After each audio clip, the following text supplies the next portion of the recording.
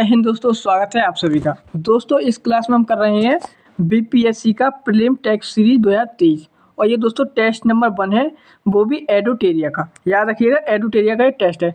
इसमें पूरे दोस्तों 150 प्रश्न होंगे जिनको हम भली भांति हल करेंगे और उनके बारे में कुछ पॉइंट भी जान के चलेंगे। तो आप इस टेस्ट को पूरा दीजिएगा और आप देखिएगा कि आपकी तैयारी कैसी है, आपकी तैयारी कितनी बेहतर है और आप करंट अफेयर में कितना छूट रहे हैं या फिर पॉलिटी या हिस्ट्री में कितने आपका कवर हो चुका है।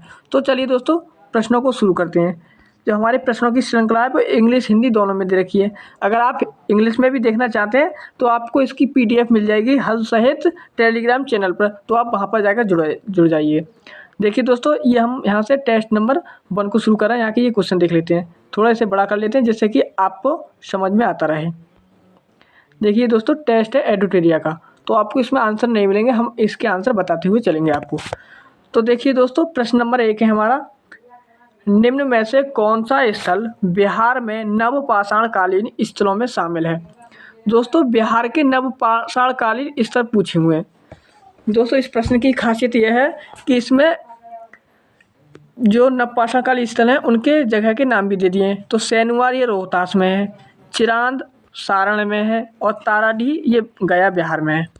तो यानी कि ये तीनों बिहार में है। तो आंसर क्या हो जाएगा, उपयुक्त में से एक से अधिक, ऑप्शन डी राइट आंसर हो जाएगा।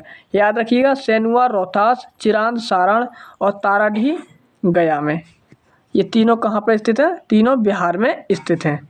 तो इस प्रकार ऑप्शन डी राइट आंसर हो जाएगा। देखिए दोस्तों अगला प्रश्न है हमारा, सूची फर्स्ट को सूची सेकंड के साथ सुमेलित कीजिए और नीचे दिए गए कूट का प्रयोग कर सही उत्तर चुनिए। एक तरफ है लेखक, दूसरी तरफ है इनकी रचनाएं। तो ऑप्शन ए में दे रखा है मेगास्थनीज। तो याद रखिएगा मेगास्थनीज की पुस्तक कौन सी है, इनकी रचना है इंडिका। कौन सी है पुस्तक इनकी, इंडिका। तो ए पर 3। और टॉलमी की पुस्तक कौन सी है, आप सभी को पता है, टॉलमी की पुस्तक है जियोग्राफिका। याद रहेगा जियोग्राफिका। तो यहाँ पर हो जाएगा 1 जियोग्राफिका। और प्लिनी की है नेचुरल हिस्टोरिका, प्लिनी इनकी है नेचुरल हिस्टोरिका। और हेनसोंग की है ह्वेनसांग की है सीयू की। तो इस पर हो जाएगा 3। तो 312 ये हमारा आंसर होने वाला है। 3124 ये हमारा आंसर होगा। देखते हैं 3124 ऑप्शन सी में दे रखा है, तो ऑप्शन सी राइट आंसर हो जाएगा। चलिए दोस्तों अगले प्रश्न की ओर बढ़ते हैं। अगला प्रश्न है, निम्नलिखित में से कौन सा संप्रदाय हीनयान से संबंधित था। दोस्तों कौन सा संप्रदाय है जो हीनयान से संबंधित था। तो याद रखिएगा क्वेश्चन नंबर 3 है, हीनयान से संबंधित था सौतांत्रिक और वैशेषिक। तो यहाँ पर ऑप्शन में दे रखा है सौतांत्रिक, तो इस प्रकार ऑप्शन ए राइट आंसर हो जाएगा सौतांत्रिक। इसके साथ ये भी याद रखिएगा कि वैशेषिक है, एक होता है वैशेषिक और एक होता है सौतांत्रिक। ये दोस्तों हीनयान से संबंधित हैं। देखिए दोस्तों अगला प्रश्न है, निम्नलिखित में से हड़प्पा सभ्यता के संदर्भ में कौन सा कथन सही नहीं है। हड़प्पा सभ्यता के संबंध में कौन सा कथन है जो सही नहीं है, यानी कि गलत कथन पूछा हुआ है। देखिए दोस्तों पहला कथन है, हड़प्पा सभ्यता के लोग प्रकृति पूजक थे। तो ये दोस्तों सही हो जाएगा। क्यों, हम जब हड़प्पा सभ्यता को पढ़ते हैं तो हमें वहाँ पाया जाता है कि लोग प्रकृति की पूजा करते थे, तो वो प्रकृति पूजक थे। तो ये वाला तो सही हो जाएगा। यहाँ पर हमें गलत कथन बताना है, इन्होंने विशाल पूजा स्थलों का निर्माण कराया। दोस्तों एक प्रकार से ये वाला गलत है। क्यों, जब हमने हड़प्पा सभ्यता को पढ़ा तो हमने उसमें पाया कि वहाँ पर बड़े बड़े स्नानागार थे और बड़े बड़े विशाल भवन और अन्नागार थे, लेकिन बड़े बड़े पूजा स्थलों का निर्माण कराया गया, इसके कोई भी परिणाम नहीं मिला है, यानी कि परिमाण नहीं मिला है। तो इसलिए ये वाला कथन गलत हो जाएगा। तो आंसर कौन सा हो जाएगा, ऑप्शन बी राइट आंसर हो जाएगा। देखिए ऑप्शन बी राइट आंसर यहाँ पर हो गया। जादू टोना पर भरोसा करते थे, ये भी ठीक है दोस्तों। उपयुक्त में से कोई नहीं, ये तो कोई ऑप्शन हुआ नहीं। तो आंसर क्या होगा, ऑप्शन बी। देखिए ऑप्शन बी राइट आंसर हो जाएगा यहाँ पर। अगला प्रश्न है प्रश्न नंबर 5, निम्नलिखित में से किस स्थान पर प्रथम बौद्ध संगति का आयोजन हुआ। तो किस स्थान पर प्रथम बौद्ध संगति का आयोजन हुआ, तो आप सभी को पता होना चाहिए कि प्रथम वह स्थान जहाँ पर बौद्ध संगति पहली बार आयोजित की गई थी। तो याद रखिएगा ये दोस्तों कहाँ पर आयोजित की गई, यह की गई थी बौद्ध संगति का आयोजन फर्स्ट, इनमें से उपयुक्त में से कोई नहीं है। क्यों, वो कहाँ पर हुई थी, आप सभी को पता है राजगृह में हुई थी। कहाँ हुई थी, राजगृह सप्तकर्णी गुफा में हुई। अजात शत्रु के समय हुई, 483 ईसा पूर्व में हुई। ये पॉइंट याद रहेंगे, राजगृह में, अजात शत्रु के समय और सप्तकर्णी गुफा में हुई थी 483 ईसा पूर्व। बौद्ध शक्ति संगति प्रथम, याद रहेगा, इसमें से कोई नहीं है। और दूसरी वैशाली में, तीसरी पाटलिपुत्र में और चौथी कुंडलवन कश्मीर में हुई थी। ये इन संगति के क्रम हुए। देखिए फ्रेंड्स, अगला प्रश्न है, अग्रहार के संदर्भ में निम्नलिखित कथनों में कौन सा सही है।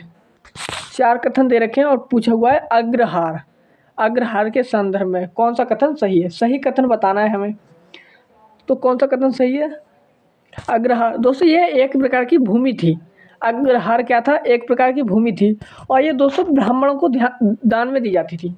ब्राह्मण को दी गई भूमि थी अग्रहार। तो यहाँ पर कौन सा ऑप्शन दे रखा है, ऑप्शन ए दे रखा है, यह ब्राह्मणों को दी गई भूमि थी। यह ब्राह्मणों को दी गई भूमि थी, ऑप्शन ए राइट आंसर हो जाएगा। फ्रेंड्स अगला प्रश्न है प्रश्न नंबर 7, गुप्त काल में अप्रहत भूमि के अंतर्गत किस प्रकार की भूमि को रखा जाता है। दोस्तों अप्रहत भूमि की बात कर रहे हैं और किसके अंतर्गत रखा जाता है। अप्रहत भूमि को अंतर्गत किस प्रकार की भूमि को रखा जाता है, तो अप्रहत। दोस्तों अप्रहत की बात करें तो बिना जोती गई जंगली भूमि, जो बिना जोती गई जंगली भूमि थी उसे हम अप्रहत भूमि के अंतर्गत रखते थे। तो ऑप्शन सी राइट आंसर हो जाएगा, बिना जोती गई भूमि। अगला प्रश्न है, निम्नलिखित में से कौन से चीनी यात्री ने बौद्ध शिक्षा केंद्र नालंदा की यात्रा की। दोस्तों नालंदा बिहार में स्थित बौद्ध विहार नालंदा की यात्रा किसने की थी। तो याद रखिएगा किसने की थी, आप सभी को पता होगा, नहीं पता है तो यहाँ पर ह्वेनसांग ने की थी। किसने की थी, ह्वेनसांग ने की थी 465 ईस्वी में। याद रहेगा 445 ईस्वी में ह्वेनसांग ने की थी, ह्वेनसांग। और 670 ईस्वी में उसके बाद इत सिंह ने की थी। किसने की थी, इत सिंह ने। तो ए ने और बी ने दोनों ने की थी। तो आंसर क्या हो जाएगा, उपयुक्त में से एक से अधिक। तो डी ऑप्शन राइट आंसर यहाँ पर हो जाएगा। याद रखिएगा ह्वेनसांग और इत सिंह ने बौद्ध विहार नालंदा की यात्रा की थी। चलिए दोस्तों अगले प्रश्न की ओर बढ़ते हैं। अगला प्रश्न यहाँ पर क्या है, प्रश्न नंबर 9 है हमारा, निम्नलिखित में से दिल्ली सल्तनत के किस शासक ने सिकंदर द्वितीय की उपाधि ग्रहण की थी। तो दिल्ली सल्तनत का कौन सा शासक था जिसने सिकंदर द्वितीय की उपाधि धारण की थी। तो याद रखिएगा वो थे अलाउद्दीन खिलजी। कौन था, अलाउद्दीन खिलजी ने सिकंदर द्वितीय की उपाधि धारण की थी। याद रहेगा अलाउद्दीन खिलजी। देखिए अगला प्रश्न है हमारा यहाँ पर प्रश्न नंबर 10, प्रसिद्ध शासक कृष्णदेव राय का संबंध विजयनगर के किस राजवंश से था। तो विजयनगर के किस राजवंश से था, कृष्णदेव राय। तो आप सभी को पता है कृष्णदेव राय किस राजवंश से संबंधित थे। तो ये संबंधित तुलुप वंश से। ऑप्शन सी राइट आंसर हो जाएगा, तुलुप वंश। कृष्णदेव राय ये तुलुप वंश के थे, याद रहेगा। अगला प्रश्न हमारा क्वेश्चन है अगला, निम्नलिखित में से कौन कादरी सिलसिले का संस्थापक था। तो कादरी सिलसिले का संस्थापक कौन था, तो आप सभी को पता होना चाहिए। कादरी सिलसिले के जो संस्थापक थे वो थे Sheikh Abdul Qadir Jilani. Option A right होगा, शेख अब्दुल कादिर जिलानी। देखिए अगला प्रश्न है प्रश्न नंबर 12, मुगल काल में टोडरमल द्वारा किस वर्ष दहशाला प्रणाली की शुरुआत की गई। दोस्तों दहशाला प्रणाली इसकी शुरुआत कब की गई थी। तो दहशाला प्रणाली की शुरुआत यह की गई थी दोस्तों 1580 ईस्वी में। कब की गई थी, 1580 ईस्वी में। ऑप्शन ए राइट हो जाएगा, 1580 ईस्वी। और ये दोस्तों 1580 ईस्वी में इसे हम एक नाम से जानते हैं, आयने दहसाली के नाम से भी जानते हैं दहशाला प्रणाली को। अगला प्रश्न है प्रश्न नंबर 13, मध्यकालीन भारत में रहट किससे संबंधित था? तो मध्यकालीन भारत में रहट किससे संबंधित था? तो आप सभी जानते हैं जो रहट था वो एक प्रकार के सिंचाई का साधन था। इससे दोस्तों सिंचाई होती थी, पानी निकाला जाता था। तो ऑप्शन सी राइट आंसर हो जाएगा, सिंचाई। चलिए फ्रेंड्स, अगला प्रश्न देखते हैं। अगला प्रश्न, पानीपत के युद्ध के समय मराठों का पेशवा कौन था? तो जब पानीपत का युद्ध हुआ उस समय मराठों का पेशवा कौन था? तो कौन था याद रखिएगा, वो थे Balaji Bajirao. Option C right होगा, बालाजी बाजीराव। उस समय वहाँ के कौन थे? पेशवा थे, पानीपत के युद्ध के समय, याद रखिएगा। देखिए अगला प्रश्न है हमारा, निम्नलिखित में से कौन सा कार्य लॉर्ड डलहौजी के समय नहीं हुआ? दोस्तों लॉर्ड डलहौजी के समय यहाँ पर कौन सा कार्य नहीं किया गया? तो एक एक कार्य को हम आराम से देख लेते हैं। देखिए दोस्तों, प्रथम तार लाइन कलकत्ता से आगरा शुरू किया गया। दोस्तों ये तो इनके समय हुई थी। जो प्रथम तार लाइन कलकत्ता से आगरा शुरू किया गया था, ये हुई थी 1853 ईस्वी में। कब हुई थी? 1853 ईस्वी में तार लाइन शुरू किया गया था। तो ये तो दोस्तों यहाँ पर सही हो जाएगा। क्यों? क्योंकि जो डलहौजी का कार्यकाल है वो दोस्तों 1848 से 1856 तक रहा है। इनके समय में जो है भारतीय रेल इनकी समय चलाई गई थी। दोस्तों अगला है, लोक निर्माण विभाग की स्थापना की गई थी। दोस्तों ये भी सही है। क्यों? 1854 ईस्वी में लोक निर्माण विभाग की स्थापना की गई थी। नया पोस्ट ऑफिस एक्ट पारित किया गया था। दोस्तों यहाँ पर नया पोस्ट ऑफिस एक्ट भी पारित किया गया था। कब किया गया था? ये भी 1854 में। तो ये सभी कार्य डलहौजी के समय ही हुए हैं। तो आंसर क्या हो जाएगा? आंसर हो जाएगा ऑप्शन डी, उपयुक्त में से कोई नहीं। ऑप्शन डी राइट आंसर हो जाएगा, उपयुक्त में से कोई नहीं। अगला प्रश्न है प्रश्न नंबर 16, ब्रिटिश शासक के दौरान सर्वप्रथम सिविल सेवा की परीक्षा निम्नलिखित में से किसने पास की थी? दोस्तों सिविल सेवा की परीक्षा जिसकी तैयारी हम लोग कर रहे हैं, आप लोग कर रहे हैं, वो सर्वप्रथम किसने पास की थी? तो याद रखिएगा, सत्येंद्र नाथ बोस जी ने की थी। सत्येंद्र नाथ बोस दोस्तों यहाँ पर ऑप्शन में नहीं है। तो आंसर क्या लगाना पड़ेगा हमें? यहाँ पर लगाना पड़ेगा कोई नहीं, उपयुक्त में से कोई नहीं। तो ऑप्शन डी राइट आंसर हो जाएगा, सत्येंद्र नाथ बोस ने पास की थी। अगला प्रश्न है, निम्नलिखित में से कौन स्वतंत्र अवध राज्य का संस्थापक था? स्वतंत्र अवध राज्य का संस्थापक कौन था? तो याद रखिएगा कौन था स्वतंत्र अवध राज्य का संस्थापक? तो वो थे शहादत खां। ऑप्शन ए राइट आंसर हो जाएगा, शहादत खां ये स्वतंत्र अवध राज्य के संस्थापक थे। दोस्तों इन्हें बुरहान उल मुल्क भी कहते थे। शहादत खां को बुरहान उल मुल्क भी कहा जाता था। देखिए अगला प्रश्न है, निम्नलिखित में से किस अधिनियम के माध्यम से महिलाओं को मताधिकार प्रदान किया गया? दोस्तों कौन सा अधिनियम था जिसके तहत महिलाओं को भी मतदान का अधिकार प्रदान किया गया था? तो वो अधिनियम था कौन सा? 1919 का मॉन्टेग्यू चेम्सफोर्ड अधिनियम। तो ऑप्शन बी राइट आंसर हो जाएगा, मॉन्टेग्यू चेम्सफोर्ड अधिनियम, भारत सरकार अधिनियम 1919। दोस्तों इसको मॉन्टेग्यू चेम्सफोर्ड सुधार भी कहते हैं। तो ऑप्शन बी यहाँ पर राइट आंसर हो जाएगा। देखिए अगला प्रश्न है प्रश्न नंबर 19, निम्नलिखित में से किस गवर्नर जनरल ने कहा था भारत के राष्ट्रीय विकास के लिए विदेशी पूंजी एक अनिवार्य शर्त है? दोस्तों प्रश्न कह रहा है कि वो कौन सा गवर्नर था जिसने कहा कि भारत का जब विकास करना होगा तो विदेशी पूंजी एक अनिवार्य शर्त है। तो वो किसने कहा था? वो कहा था कर्जन ने, लॉर्ड कर्जन ने। ऑप्शन सी राइट आंसर हो जाएगा, लॉर्ड कर्जन। देखिए अगला प्रश्न है, निम्नलिखित में से किस सत्याग्रह में सरदार वल्लभ भाई पटेल की प्रमुख भूमिका थी? दोस्तों कौन सा आंदोलन था, सत्याग्रह था जहां पर सरदार वल्लभ भाई की पटेल की महत्वपूर्ण भूमिका थी? तो खेड़ा सत्याग्रह ये दोस्तों सरदार वल्लभ भाई पटेल के नेतृत्व में हुआ। नागपुर झंडा सत्याग्रह ये भी हुआ, और बलसाड़ सत्याग्रह ये भी हुआ। तो आंसर क्या हो जाएगा?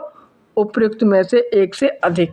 डी ऑप्शन राइट आंसर हो जाएगा, उपयुक्त में से एक से अधिक। यानी कि ये तीनों आंदोलन दे रखे हैं, खेड़ा, नागपुर और बलसाड़ सत्याग्रह, इन सभी में सरदार वल्लभ भाई पटेल की महत्वपूर्ण भूमिका रही है। अगला प्रश्न है, मैं नास्तिक क्यों हूँ नामक लेख किसने लिखा है? मैं नास्तिक क्यों हूँ, ये किसने लिखा है? तो याद रखिएगा ये किसने लिखा है? ये लिखा है भगत सिंह ने। ऑप्शन सी राइट आंसर हो जाएगा, भगत सिंह। प्रश्न अगला हमारा, गांधी जी द्वारा किस वर्ष वर्धा से अपनी हरिजन यात्रा आरंभ की गई थी? हरिजन यात्रा इन्होंने वर्धा से प्रारंभ की है, हरिजन यात्रा। तो किस वर्ष की गई थी? तो याद रखिएगा कौन से वर्ष की गई थी? ये की गई थी 1933 में। 1933 में 7 नवंबर 1933। तो ऑप्शन बी राइट आंसर हो जाएगा, 7 नवंबर 1933। 7 नवंबर 1933 को इन्होंने हरिजन यात्रा प्रारंभ की थी गांधी जी ने।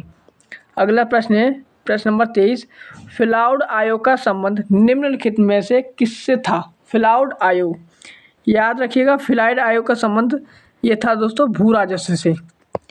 किससे था? भू राजस्व से। तो ऑप्शन बी राइट आंसर हो जाएगा, भू राजस्व।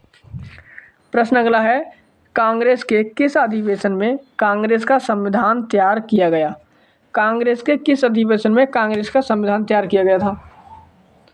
दोस्तों ये कांग्रेस की स्थापना 1885 ईस्वी में हुई थी, हम सभी को पता है। लेकिन इसका संविधान कब तैयार किया गया था? तो इसका संविधान तैयार किया गया था मद्रास में 1908 में। ऑप्शन सी राइट आंसर हो जाएगा, मद्रास 1908 में इसका संविधान तैयार किया गया था। इसकी अध्यक्षता की बात करें तो किसने की थी? तो वो की थी रासबिहारी बोस ने। 1908 में मद्रास में रासबिहारी बोस ने इसकी अध्यक्षता की। प्रश्न अगला है, लैंड होल्डर्स सोसाइटी का गठन किस वर्ष हुआ था? लैंड होल्डर्स सोसाइटी, इसका गठन की बात करें तो इसका गठन हुआ था 1838 ईस्वी में। ऑप्शन सी राइट आंसर हो जाएगा, 1838 ईस्वी। अगला ही प्रश्न है प्रश्न नंबर 26 है, 12 नवंबर 1930 से 19 जनवरी 1931 तक लंदन में आयोजित प्रथम गोलमेज सम्मेलन के संदर्भ में कौन सा युग्म सही सुमेलित नहीं है? दोस्तों गलत कथन बताना है जो बिल्कुल भी सही सुमेलित नहीं है। दोस्तों संस्थाएं और ये प्रतिनिधि क्या था? तो हमें पता है कि प्रथम गोलमेज सम्मेलन हुए हैं। तो जो दलित वर्ग था, दलित वर्ग के प्रतिनिधि थे वो थे डॉक्टर भीमराव अंबेडकर। व्यापारी वर्ग के थे होमी मोदी, और सिख वर्ग के थे सरदार संपूर्ण सिंह। जो सिख वर्ग है उसके थे सरदार संपूर्ण सिंह। तो इसमें से क्या आंसर होगा हमारा? इसमें से हमारा आंसर हो जाएगा ऑप्शन डी, उपयुक्त में से कोई भी गलत नहीं है। अगला प्रश्न है, अहमदिया आंदोलन का संस्थापक कौन था? दोस्तों अहमदिया आंदोलन, तो इसकी बात करें अहमदिया आंदोलन, इसके जो संस्थापक थे वो थे Mirza Ghulam Ahmad. Option A right answer हो जाएगा, मिर्ज़ा गुलाम अहमद इसके क्या थे? संस्थापक थे अहमदिया आंदोलन के। अगला ही प्रश्न है, निम्नलिखित में से किस भारतीय ग्रंथ का अंग्रेजी में अनुवाद सर विलियम जोन्स ने किया है? सर विलियम जोन्स ने कौन सा भारतीय ग्रंथ है जिसका अनुवाद उन्होंने अंग्रेजी में कर दिया है? तो याद रखिएगा वो है अभिज्ञान शाकुंतलम। अभिज्ञान शाकुंतलम है, ऑप्शन बी राइट आंसर हो जाएगा, अभिज्ञान शाकुंतलम। और ये 1789 में किया था। कब किया था? 1789 में। अगला प्रश्न है दोस्तों, राम प्रसाद बिस्मिल एवं अशफाक उल्लाह खां को किस षड्यंत्र के केस के तहत फांसी की सज़ा दी गई थी? दोस्तों राम प्रसाद बिस्मिल हैं, अशफाक उल्लाह खां हैं, राजेंद्र लाही, इनको किस केस के संबंध में फांसी की सज़ा दी गई थी? तो वो दी गई थी काकोरी षड्यंत्र। ऑप्शन ए राइट आंसर हो जाएगा, काकोरी षड्यंत्र। देखिए अगला प्रश्न है फ्रेंड्स, निम्नलिखित में से किस आंदोलन के दौरान पहली बार व्यापक स्तर पर वंदे मातरम का प्रयोग किया गया था? वंदे मातरम का प्रयोग व्यापक रूप से कब किया गया था? तो यह किया गया था स्वदेशी आंदोलन के दौरान। स्वदेशी आंदोलन के दौरान किया गया था। ऑप्शन सी राइट आंसर हो जाएगा, स्वदेशी आंदोलन। प्रश्न अगला है, किस यूरोपियन कंपनी का भारत में आगमन सबसे अंत में हुआ था? यानी कि कौन सी जो कंपनी थी जो सबसे बाद में आई थी? तो हम सभी को पता है वो थी स्वीडन की company, Swedish east India company. तो ऑप्शन ए राइट आंसर हो जाएगा, स्वीडिश ईस्ट इंडिया कंपनी। अगला प्रश्न है, किस उत्तरकालीन मुगल शासक ने औरंगजेब द्वारा आरोपित जजिया कर को समाप्त कर दिया? जो जजिया कर था वो औरंगजेब द्वारा लगाया गया था लास्ट में, फिर उसे समाप्त किसने किया था? तो याद रखिएगा, उसको समाप्त किया था बहादुर शाह प्रथम ने। तो कौन सा ऑप्शन राइट हो जाएगा? ऑप्शन सी, बहादुर शाह प्रथम। देखिए अगला प्रश्न है, नील किसान विद्रोह किस वर्ष हुआ था? 33वां प्रश्न है, नील किसान विद्रोह। तो नील किसानों का जो विद्रोह था वो दोस्तों 1859-60 में हुआ था। तो 1859-60 ऑप्शन बी में दे रखा है, तो ऑप्शन बी राइट आंसर हो जाएगा, 1859-60। अगला प्रश्न है, 18 फरवरी 1946 को शाही नौसेना विद्रोह का प्रारंभ किस स्थान से हुआ?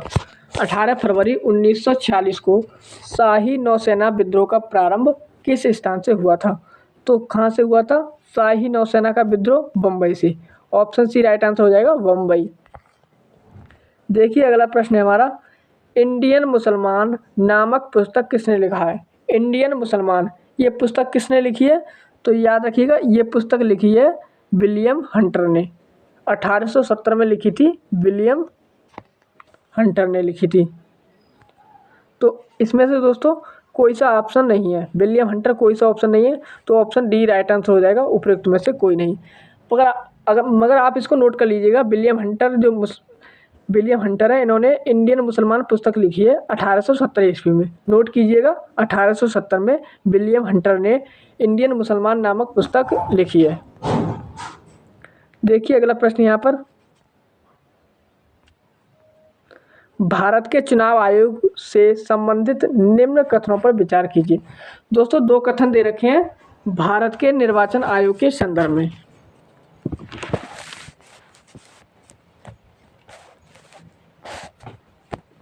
देखिए दूसरा है दोस्तों, हमारे देश में चुनाव एक स्वतंत्र और स्वायत्त चुनाव आयोग द्वारा करवाए जाते हैं। तो हम सभी को पता है जब चुनाव होते हैं तो आचार संहिता लग जाती है, तो यानी कि वो स्वतंत्र रूप से कराए जाते हैं। तो ऑप्शन पहला तो सही हो जाएगा। दूसरा क्या है, मुख्य चुनाव आयुक्त की नियुक्ति भारत के राष्ट्रपति द्वारा की जाती है तथा चुनाव आयुक्त सरकार के प्रति जवाबदेह होता है। तो हम सभी को पता है चुनाव आयुक्त भारत सरकार के प्रति जवाबदेह नहीं होता है, क्योंकि जब चुनाव होते हैं तो भारत सरकार की जो विखंडन है, जो उसका लोकसभा का विखंडन हो जाता है, तो इसलिए ये वाला गलत हो जाएगा, दूसरा वाला गलत हो जाएगा, पहला ठीक हो जाएगा। तब आंसर क्या होगा, सत्य कथन में केवल एक सत्य है, तो ऑप्शन फर्स्ट राइट आंसर हो जाएगा, केवल एक सत्य है। देखिए आगे इसके बारे में प्रश्न 37वां, निम्नलिखित कथनों पर विचार करते हुए असत्य कथन पर विचार कीजिए। असत्य कथन बताना है दोस्तों, असत्य कथन हमें बताना है। देखिए पहला कथन है मिजोरम और नागालैंड में लोकसभा की सीटें समान है, एकदम सही है। मिजोरम और नागालैंड में जो है दोस्तों सीटें एकदम समान हैं। और दोस्तों अगला है, सभी केंद्र शासित प्रदेशों में लोकसभा की सीटें समान है। दोस्तों ये वाला गलत है। क्यों? आप सभी को पता है दिल्ली है, जैसे जम्मू कश्मीर है, और दमन एवं नागर हवेली है, और लक्षद्वीप है, ये सब दोस्तों केंद्र शासित प्रदेश हैं, मगर इनमें लोकसभा की सीटें समान नहीं है, किसी में कम है किसी में ज़्यादा है, तो ये वाला गलत हो जाएगा। असत्य कथन पूछा हुआ है, तो ऑप्शन बी राइट आंसर हो जाएगा, असत्य बी है। अगला कथन है उत्तर प्रदेश में लोकसभा की सीटें सर्वाधिक हैं। दोस्तों ये भी ठीक है, उत्तर प्रदेश में 80 सीटें हैं लोकसभा की, जो कि सबसे अधिक हैं। अगला प्रश्न है, भारत की प्रभुता, एकता और अखंडता की रक्षा करने और उसे अक्षुण्ण रखने के लिए मूल कर्तव्य को किस स्थान पर रखा गया है? भारत की प्रभुता, एकता एवं अखंडता की रक्षा करने के लिए दोस्तों जो मूल कर्तव्य हैं, मौलिक कर्तव्य हैं, उनको 42वें संविधान संशोधन के द्वारा भारत में लाए गए थे। और ये दोस्तों किस मूल कर्तव्य को किस स्थान पर रखा गया है? ये दोस्तों तीसरे स्थान पर रखा गया है। कौन से स्थान पर? तीसरे स्थान पर। दोस्तों यहाँ पर स्थान का मतलब स्तंभ से स्थान, तीसरे स्थान पर रखा गया है। तो ऑप्शन सी राइट आंसर हो जाएगा तीसरा। याद रखिएगा 42वें संविधान संशोधन से ये जोड़े गए थे। अगला प्रश्न है दोस्तों, किसी गिरफ्तारी व्यक्ति को न्यायालय के सामने प्रस्तुत करने हेतु न्यायालय कौन सी रिट जारी करेगा? यानी कि कोई व्यक्ति गिरफ्तार कर लिया जाता है, उसको न्यायालय के सामने प्रस्तुत करने के लिए कौन सी रिट जारी की जाती है? तो उसके लिए एक रिट का नाम है, उसका नाम है बंदी प्रत्यक्षीकरण। दोस्तों बंदी प्रत्यक्षीकरण के कारण के रिट के माध्यम से ही किसी व्यक्ति को न्यायालय के सामने प्रस्तुत करने के अधिकार है। तो दोस्तों इसमें कहीं पर भी बंदी प्रत्यक्षीकरण नहीं है। तो आंसर क्या हो जाएगा? ऑप्शन डी, उपयुक्त में से कोई नहीं। याद रखिएगा बंदी प्रत्यक्षीकरण। अगला प्रश्न है, मौलिक अधिकार से संबंधित निम्नलिखित कथनों पर विचार कीजिए। मौलिक अधिकार के संबंध में दोस्तों पहला कथन है, संविधान के अनुच्छेद 17 के अनुसार किसी भी दलित को मंदिर में प्रवेश करने से, पढ़ने से व सार्वजनिक सुविधाओं का इस्तेमाल करने से नहीं रोका जा सकता। एकदम सही है। हम सभी बार बार पढ़ते हैं कि अनुच्छेद 17 में अस्पृश्यता का अंत है, छुआछूत का अंत है। तो दोस्तों ये छुआछूत की बात तो हो रही है कि किसी भी मंदिर में पढ़ने से, सार्वजनिक सुविधा का इस्तेमाल करने से नहीं रोका जा सकता, यानी कि उसमें छुआछूत का अंत है। तो ये वाला सही हो जाएगा, पहला सही हो जाएगा। देखिए दोस्तों दूसरा क्या है इसमें, समानता के सिद्धांत का हनन होने पर दलित अनुच्छेद 15 का सहारा ले सकते हैं। यानी कि अगर उनका कोई समानता का सिद्धांत का हनन हो रहा है, यानी कि उनके खिलाफ कोई हनन हो रहा है, उनसे कोई छुआछूत का ऐसा कोई दलित मामला आ रहा है, तो वो अनुच्छेद 15 के का सहारा ले सकते हैं। तो कौन से सत्य हो जाएंगे दोस्तों इसमें? ये वाला भी ठीक है। तब आंसर क्या होगा? ऑप्शन सी, 1 और 2 दोनों सही है। देखिए फ्रेंड्स अगला प्रश्न, प्रश्न नंबर 41वां, भारतीय संसद में राज्यसभा सदस्यों का चुनाव होता है। तो आप सभी को पता है कि राज्यसभा एक स्थायी सदन है। ये दोस्तों विखंडित नहीं होती, यानी कि लोग जो राज्यसभा है वो बिल्कुल भी भंग नहीं होती। इसके सदस्यों का कार्यकाल 6 वर्ष होता है। दोस्तों उसके जो सदस्य हैं उनका चुनाव पूछा हुआ है, उनका चुनाव कैसे होता है? तो याद रखिएगा उनका चुनाव होता है राज्य के विधानसभा से निर्वाचित सदस्यों द्वारा। जो दोस्तों राज्य के विधानसभा के सदस्य होते हैं उनके निर्वाचित सदस्यों द्वारा। तो ऑप्शन सी राइट आंसर यहाँ पर हो जाएगा।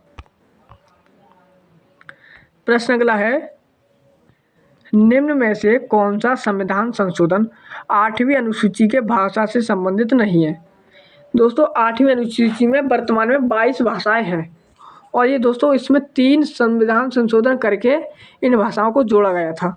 तो मैं आपको बता दूं दोस्तों इसमें दोस्तों कौन कौन से संविधान संशोधन है। तो पहला संविधान संशोधन हुआ था 21वां, इसके द्वारा 1967 में सिंधी भाषा जोड़ी गई थी। 21वां संविधान संशोधन 1967 में सिंधी भाषा को जोड़ा गया था। दोस्तों 71वां संविधान संशोधन ये 1992 में हुआ था। कब हुआ था? 1992 में, 1992 में। और ये दोस्तों कोंकणी मणिपुरी नेपाली भाषा का नाम याद रखिएगा, कोंकणी मणिपुरी नेपाली, इन 3 भाषाओं को जोड़ा गया था। तो ये भी ठीक है। और ये दोस्तों 26वां संविधान संशोधन, इसका संबंध इससे नहीं है। तो ऑप्शन कौन सा राइट आंसर हो जाएगा? Option B.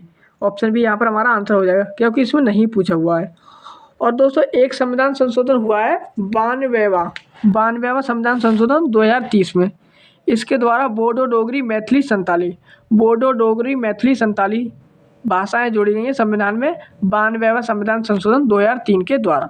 चलिए अगला प्रश्न देखते हैं फ्रेंड्स। अगला प्रश्न है 43वां, सर्वप्रथम एक निर्वाचित संविधान सभा द्वारा भारत के संविधान का निर्माण करने का प्रस्ताव दिया गया था। सर्वप्रथम एक निर्वाचित संविधान सभा द्वारा भारत के संविधान का निर्माण करने का प्रस्ताव दिया गया था? तो ये किसके द्वारा दिया गया था सबसे पहले?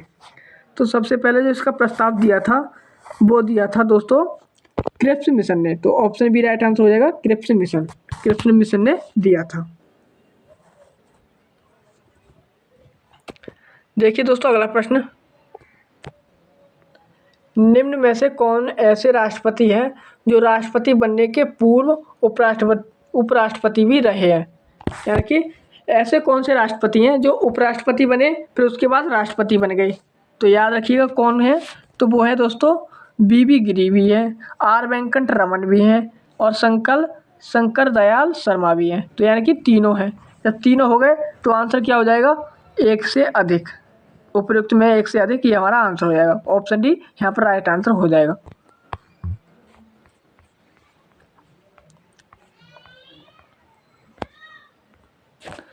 अगला प्रश्न है, निम्न में से कौन एक सही सुमेलित नहीं है? यानी कि गलत बताना है, गलत।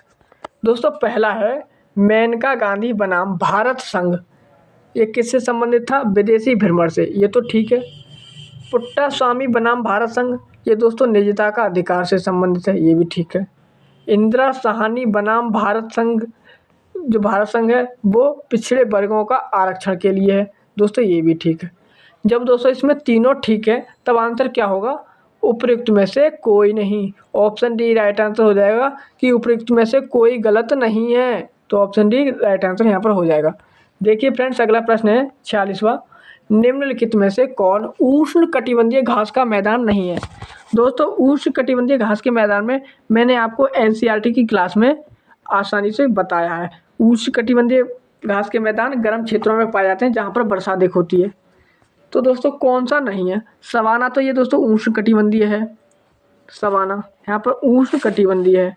सवाना पूर्वी अफ्रीका में पाया जाता है।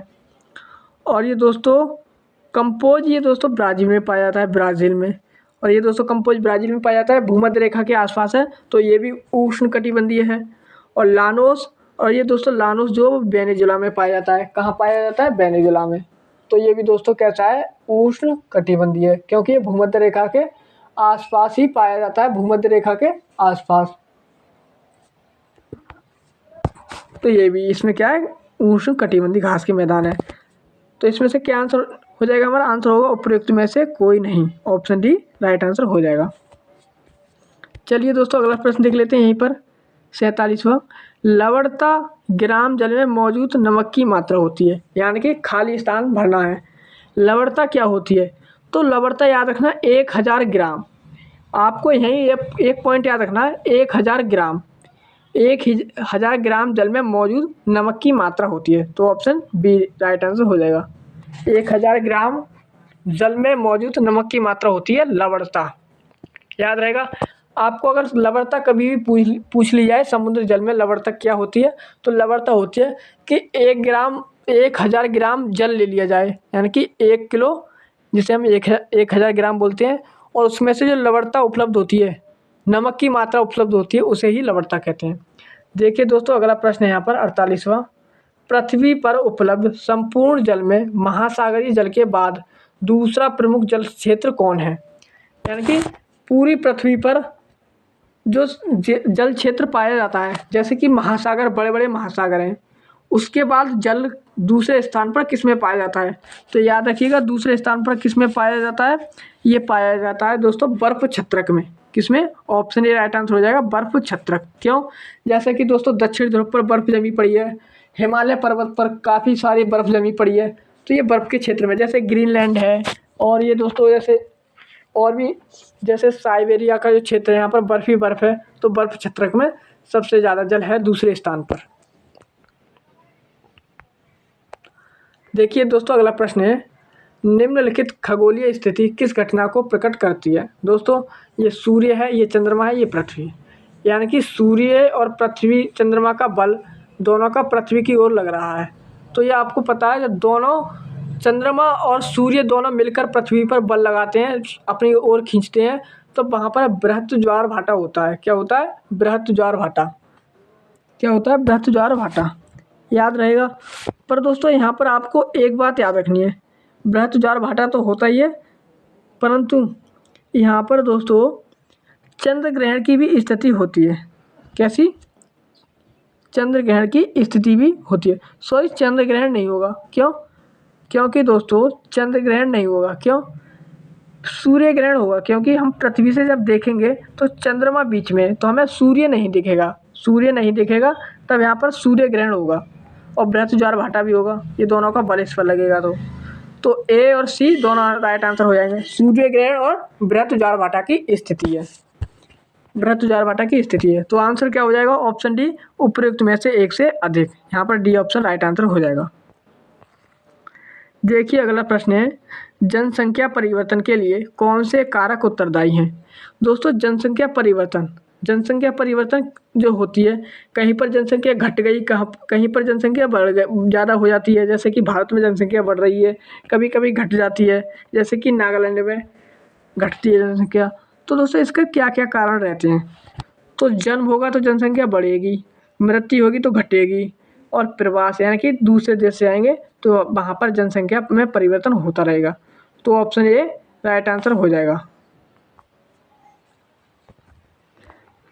अगला प्रश्न है, निम्नलिखित में से कौन सही सुमेलित है? तो इसमें से दोस्तों सही सुमेलित बताना है कौन सा सही है।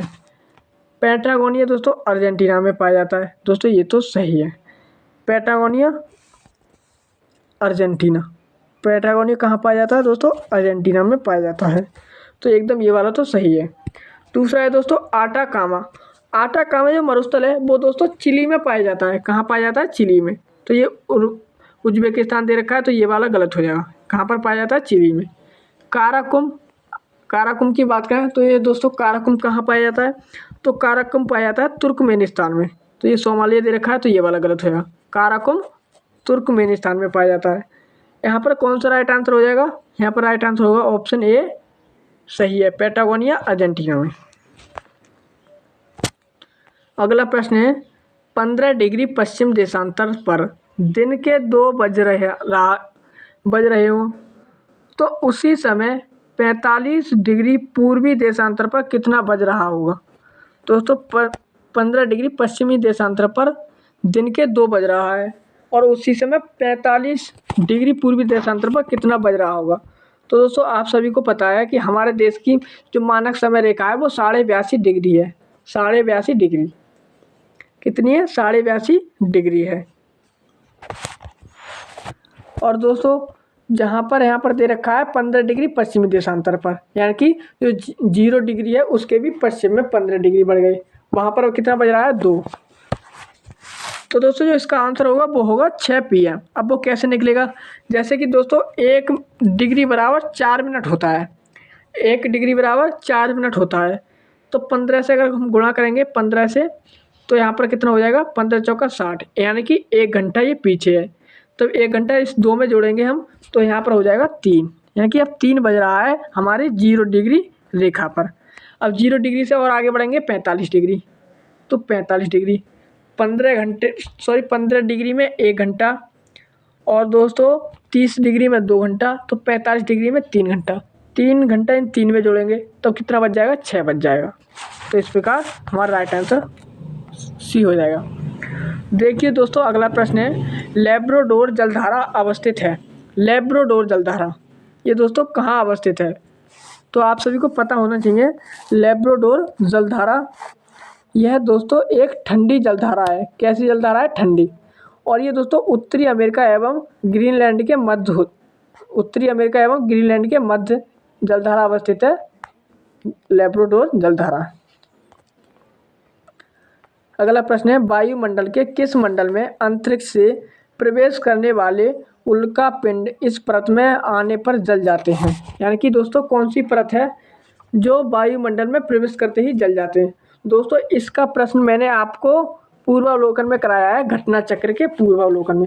अगर आपने वो क्लास नहीं देखी है तो ज़रूर देख लीजिएगा, क्योंकि उनके प्रीवियस ईयर क्वेश्चन इसमें पाए जा रहे हैं, तो आपके भी परीक्षा में पूछे जाने की संभावना है। तो एक बार ज़रूर देख लीजिएगा। तो दोस्तों वो कौन सा मंडल है? वो है मध्य मंडल। जब दोस्तों मध्य मंडल में कोई उल्कापिंड प्रवेश करता है तो वो जलने लगता है। देखिए दोस्तों अगला प्रश्न की ओर बढ़ते हैं। अगला प्रश्न है कोरल सागर कहाँ स्थित है। तो कोरल सागर ये कहाँ स्थित है, ये ऑस्ट्रेलिया के उत्तर पूर्व में स्थित है। तो ऑप्शन ए राइट आंसर हो जाएगा, ऑस्ट्रेलिया के उत्तर पूर्व में। देखिए अगला प्रश्न है बिहार के आर्थिक सर्वेक्षण से, बिहार आर्थिक सर्वेक्षण 2022-23 के अनुसार 2021-22 में बिहार के सकल राज्य घरेलू उत्पाद जीएसडीपी की स्थिर कीमत पर वृद्धि दर कितनी रही है। तो स्थिर कीमत पर वृद्धि दर कितनी रही है, तो याद रखिएगा ये रही है 11%। ऑप्शन सी राइट आंसर हो जाएगा 11%। अगला प्रश्न है बिहार आर्थिक सर्वेक्षण 2022-23 के अनुसार वर्तमान राज्य में शहरीकरण का स्तर क्या है। तो शहरीकरण का स्तर क्या है वर्तमान राज्य में, तो यह है 16.21%। ऑप्शन सी राइट आंसर हो जाएगा 16.21%। अगला प्रश्न है वित्तीय वर्ष 2023-24 के लिए राजकोषीय घाटा बिहार के जीएसडीपी का होने का अनुमान है, यानी कि जीएसडीपी है बिहार का कितना रहा राजकोषीय घाटा 2023-24 के लिए। तो याद रखना है कितना रहेगा, ये रहेगा 2.98%। ऑप्शन बी राइट आंसर हो जाएगा 2.98%। अगला प्रश्न है बिहार बजट 2023-24 के अनुसार बिहार का कितना विकास दर कितना रहने का अनुमान है। बिहार का विकास दर कितना रहने का अनुमान है 2023-24 के अनुसार। तो याद रखिएगा ये कितना रहने का अनुमान है, यह है 59%। कितना है दोस्तों, यह है 15.24%, 15.24%। तो ऑप्शन बी राइट आंसर हो जाएगा 15.24%। केंद्रीय बजट 2023-24 में निर्धारित विकास की 7 प्राथमिकताएं जिसे सप्तऋषि नाम दिया गया में शामिल नहीं है। दोस्तों 2022-23 में जो केंद्रीय बजट आया है उसमें 7 प्राथमिकताएं दी गई हैं जिसे हम सप्तऋषि नाम दिया गया, उसमें कौन सी शामिल नहीं है। तो हम 7 को देख लेते हैं इसमें से कौन कौन सी हैं। तो दोस्तों इसमें से कौन सी नहीं है, यहाँ पर समता को सामने लाना ये है, हरित विकास भी है, वित्तीय क्षेत्र भी है। तो ऑप्शन तो डी यहाँ पर राइट आंसर हो जाएगा कि उपयुक्त में से कोई भी नहीं है, इसमें शामिल नहीं है, सारी शामिल है। देखिए दोस्तों एक है समावेशी विकास, अवसंरचना एवं निवेश, और अंतिम व्यक्ति तक पहुंच, और युवा शक्ति। 3 ये दे रखी हैं, 4 मैंने बता दी आपको। तो ये हो गए 7 प्राथमिकताएं। अगला प्रश्न है भारत के आरक्षित विदेशी मुद्रा कोषों में भारी गिरावट 2022 के दौरान आई है। आरबीआई के आंकड़े के अनुसार दिसंबर 2022 के अंत में कुल विदेशी मुद्रा कोष कितनी राशि के थे। तो ये कितनी राशि के थे, तो याद रखिएगा ये थे 562 अरब डॉलर, 562 अरब डॉलर। तो ऑप्शन ए राइट आंसर हो जाएगा 562 अरब डॉलर। देखिए अगला प्रश्न है राष्ट्रीय खाद्य सुरक्षा अधिनियम नेशनल फूड सिक्योरिटी एक्ट के तहत देश में लगभग 81 करोड़ जनसंख्या को कितनी अवधि तक निःशुल्क अनाज उपलब्ध कराने की घोषणा केंद्र सरकार ने दिसंबर 2022 में की है। तो दिसंबर 2022 में की है, तो याद रखिएगा ये की है एक वर्ष तक। Option A B right answer हो जाएगा 1 साल। अगला प्रश्न है भंडारी समिति किससे संबंधित है। तो भंडारी समिति यह किससे संबंधित है, तो याद रखिएगा ये संबंधित है भंडारी समिति, यहाँ पर उपयुक्त में से कोई नहीं, आप ऑप्शन राइट आंसर हो जाएगा, उपयुक्त में से कोई नहीं। दोस्तों बात करें भंडारी समिति की, तो यह भंडारी समिति 1994-95 की है, 1994-95 की है। और ये दोस्तों ग्रामीण बैंकों के पुनर्गठन और सुधार से संबंधित है, ग्रामीण बैंकों के पुनर्गठन और सुधार से संबंधित है। देखिए अगला प्रश्न निम्न में से किसके द्वारा अनवरत योजना का प्रतिपादन किया गया। अनवरत योजना, तो याद रखेंगे अनवरत योजना का प्रतिपादन ये किया गया था 1978-80 में, 1978 से लेकर 80 के बीच किया था। और ये किसने किया था, ये किया था गुन्नार मिर्डल ने, यहाँ पर दिया नहीं है, गुन्नार मिर्डल ने किया था। तो ऑप्शन डी यहाँ पर राइट आंसर हो जाएगा, उपयुक्त में से कोई नहीं। गुन्नार मिर्डल ने अनवरत योजना का प्रतिपादन 1978 से 80 के बीच किया था। देखिए अगला प्रश्न है वर्ष 1938 में भारतीय राष्ट्रीय कांग्रेस द्वारा गठित राष्ट्रीय नियोजन समिति को अध्यक्ष कौन थे? तो राष्ट्रीय नियोजन समिति के अध्यक्ष कौन थे? वर्ष 1938 में गठी गई थी। तो याद रखिएगा कौन थे, तो वो थे Jawaharlal Nehru. Option C right answer होगा, जवाहरलाल नेहरू। अगला प्रश्न है, प्राकृतिक चयन का सिद्धांत किसके द्वारा दिया गया? प्राकृतिक चयन का सिद्धांत, तो ये किसने दिया था? प्राकृतिक चयन का सिद्धांत ये दिया था डार्विन ने। ऑप्शन बी राइट आंसर होगा, डार्विन। देखिए अगला प्रश्न है, विनाइट्रीकरण में भाग लेने वाले जीवाणु हैं? तो विनाइट्रीकरण में भाग लेने वाले जीवाणु, तो ये कौन से हैं दोस्तों? विनाइट्रीकरण, जो नाइट्रीकरण होता है उसमें कौन कौन से जीवाणु भाग लेते हैं? तो वो एक तो लेता है थायोबैसिलस, थायोबैसिलस, और एक लेता है माइक्रोबैसिलस। तो यहाँ पर आंसर क्या हो जाएगा? ऑप्शन डी राइट आंसर हो जाएगा, उपयुक्त में एक से अधिक। देखिए अगला प्रश्न, घोंघा, सीप और कटल फिश, घोंघा, सीप, कटफिलस और ऑक्टोपस निम्न में से किस संघ के जीव हैं?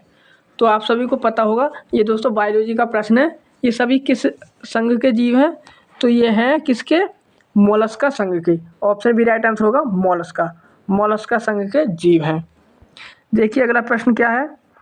अगला प्रश्न है, पादप कोशिकाओं में वर्णक उपस्थित होते हैं। पादप कोशिकाओं में वर्णक उपस्थित होते हैं, तो वर्णक ये किस में उपस्थित होते हैं? तो ये उपस्थित होते हैं लवक में। ऑप्शन बी राइट आंसर होगा, लवक। याद रखिएगा, लवक में। अगला प्रश्न है, निम्न में से उभयलिंगी पुष्पों की विशेषता है? उभयलिंगी पुष्प, दोस्तों उभयलिंगी पुष्प वो होते हैं जो नर मादा दोनों होते हैं। जैसे कि मटर का पुष्प है, और उसका एक पुष्प और होता है जैसे कि मटर का पुष्प होता है। तो याद रखिएगा, अंडप एवं पुंकेसर दोनों की उपस्थिति क्या होती है? अंडा एवं पुंकेसर दोनों की उपस्थिति होती है, उसे हम उभयलिंगी पुष्प कहते हैं। जैसे कि मटर का पौधा हो गया, एक दोस्तों और होता है जिसको मुझे याद नहीं है।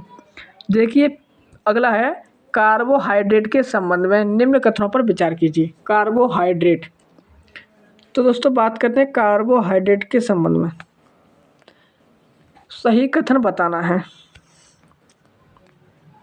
देखिए पहला कथन है इसमें, ग्लूकोज को रक्त शर्करा कहा जाता है। एकदम ठीक है, जो ग्लूकोज होता है उसे हम रक्त शर्करा कहते हैं। ठीक है दोस्तों। डाइसैकेराइड का जल अपघटन संभव है, दोस्तों ये भी ठीक है। पॉलीसैकेराइड्स जल में घुलनशील होते हैं, अघुलनशील होते हैं पॉलीसैकेराइड, दोस्तों ये भी ठीक है। पॉलीसैकेराइड जल में अघुलनशील होते हैं, ये भी ठीक है।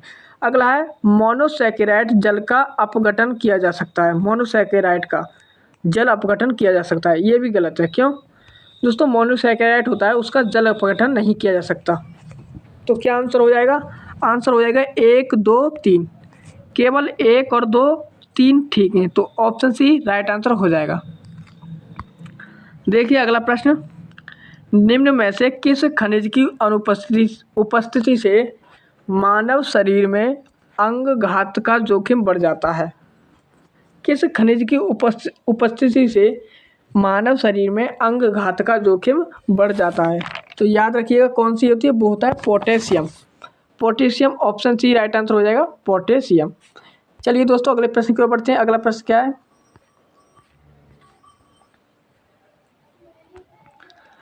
अग्नाशय में उपस्थित गामा कोशिका से कौन से पदार्थ स्रावित होते हैं? अग्नाशय में उपस्थित गामा कोशिका से कौन से पदार्थ स्रावित होते हैं?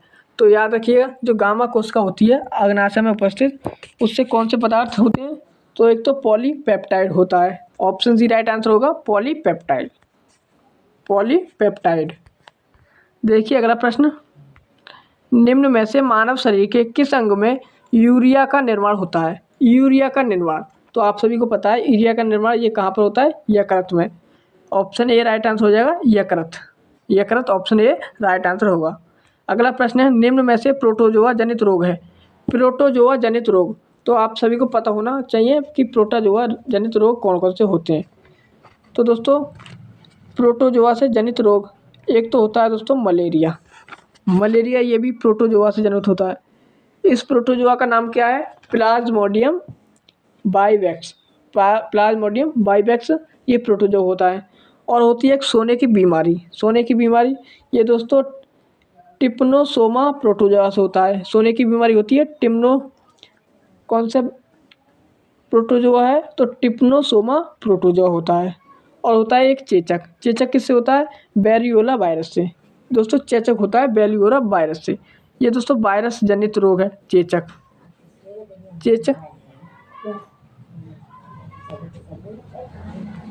चेचक तो दोस्तों ये वायरस जनित बीमारी है। तो मलेरिया हो गया और सोने की बीमारी हो गई। तब आंसर हो जाएगा ऑप्शन डी, उपयुक्त में से एक से अधिक।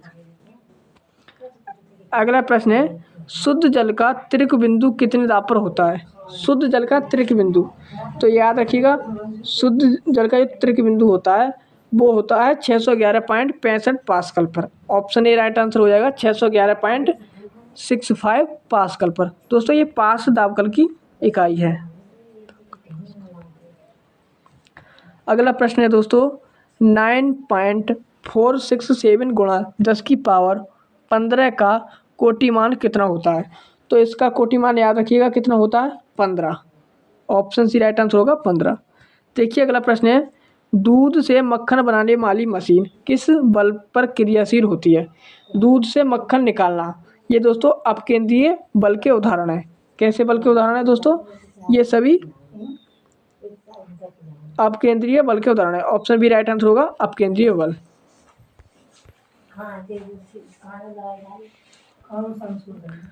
अगला प्रश्न दोस्तों, कार्य का मान किन किन स्थितियों में शून्य हो सकता है? कार्य का मान दोस्तों जिसे हम बोलते हैं कार्य वर्क, इसका मान किन किन परिस्थितियों में बिल्कुल शून्य हो सकता है? तो चलिए दोस्तों, जब आरोपित बल शून्य हो, जब आरोपित बल यानी कि बल ही न लगे तो शून्य हो, तो ये तो ठीक है, तो कार्य शून्य होगा। जब विस्थापन शून्य तब भी कार्य शून्य होगा। बल एवं विस्थापन की दिशाएं परस्पर लंबवत हों तो भी इसमें क्या हो? शून्य होगा। तो ऑप्शन डी राइट आंसर यहाँ पर हो जाएगा। देखिए अगला प्रश्न है, किसी वस्तु का भार कहाँ पर कैसा होता है? सबसे अधिक कहाँ पर होता है? तो ध्रुवों पर अधिक होता है। कहाँ पर? ध्रुवों पर सर्वाधिक होता है किसी वस्तु का भार। तो ऑप्शन बी राइट आंसर होगा, ध्रुवों पर अधिक होता है वस्तु का भार। अगला प्रश्न है, निम्नलिखित कथनों पर विचार कीजिए। 81वां प्रश्न, और सही कथन बताना है। पहला कथन है, परम दाब एवं वायुमंडलीय दाब का अंतर गेज दबाव कहलाता है। परम दाब एवं वायुमंडलीय दाब का अंतर क्या कहते हैं? गेज दाब कहते हैं। ठीक बात है। गेज दाब का मान हमेशा धनात्मक होता है। दोस्तों ये वाला गलत है। क्यों? ये दोस्तों ऋणात्मक और धनात्मक दोनों हो सकता है। दोस्तों गेज दाब वायुमंडलीय दाब के सापेक्ष मापा जाता है। गेज दाब ये वायुमंडलीय दाब के सापेक्ष माना जा सकता है। ये धनात्मक एवं ऋणात्मक दोनों हो सकता है। अगला है दोस्तों, निर्वात के दाब के सापेक्ष मापा गया दाब परम दाब कहलाता है। दोस्तों ये भी ठीक है। इसमें 1 और 3 ठीक है। तब आंसर होगा ऑप्शन सी, केवल 1 और 3 सही है। देखिए दोस्तों अगला प्रश्न, पराश्रव्य ध्वनि तरंगों की आवृत्ति होती है। पराश्रव्य ध्वनि की आवृत्ति जो होती है वो दोस्तों 20,000 हर्ट्ज से ज़्यादा होती है। कितनी होती है? 20,000 हर्ट्ज से अधिक। ऑप्शन सी राइट आंसर होगा 20,000 हर्ट्ज से अधिक।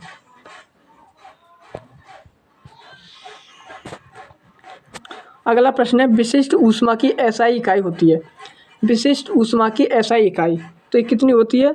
विशिष्ट ऊष्मा की एसआई इकाई वो होती है दोस्तों जूल किग्रा केल्विन, जूल प्रति किलोग्राम प्रति केल्विन। विशिष्ट ऊष्मा की एसआई इकाई याद रहेगा। ऑप्शन ए राइट आंसर यहाँ पर हो जाएगा।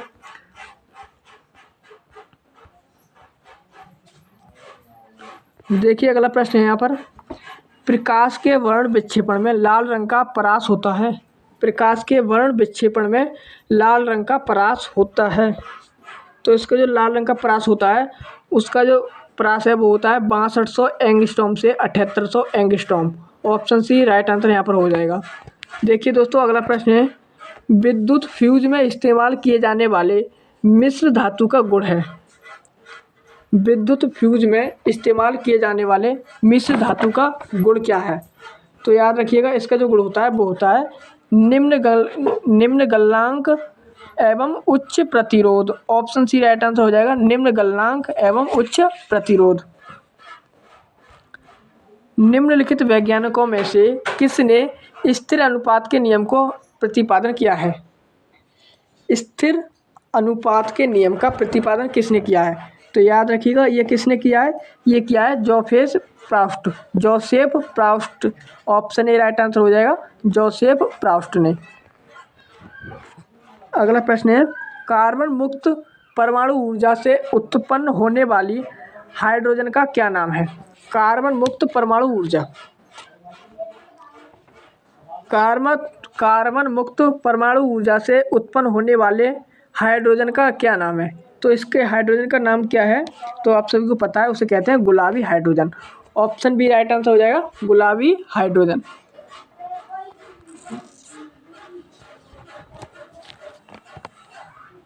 अगला प्रश्न है, निम्नलिखित में से किसमें विद्युत संयोजी, सहसंयोजक एवं उप सहसंयोजक तीनों प्रकार के बंध पाए जाते हैं?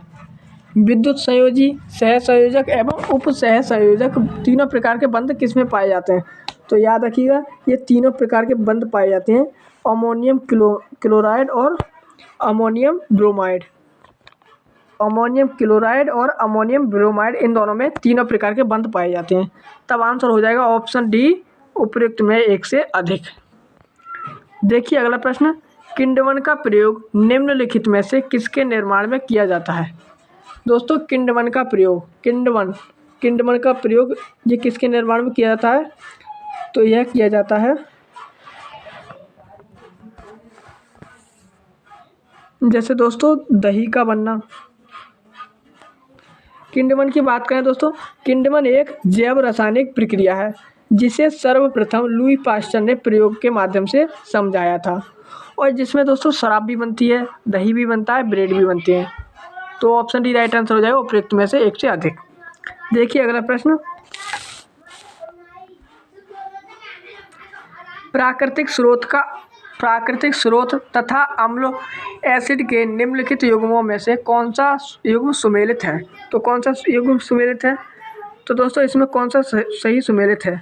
तो वो है टमाटर या पालक में ऑक्जेलिक अम्ल पाया जाता है। कौन सा अम्ल पाया जाता है? ऑक्जेलिक। टमाटर एवं पालक में ऑक्जेलिक अम्ल पाया जाता है। दोस्तों इसमें दही की बात करें, दही में लैक्टिक एसिड पाया जाता है, ये वाला गलत हो जाएगा। संतरा में दोस्तों कौन सा अम्ल पाया जाता है? तो सिट्रिक अम्ल। संतरा में सिट्रिक अम्ल पाया जाता है, ये भी गलत हो गया। तो दही में लैक्टिक, संतरा में सिट्रिक और टमाटर में ऑक्जेलिक अम्ल। तो ऑप्शन सी राइट आंसर हो जाएगा, आंसर होगा ऑप्शन सी।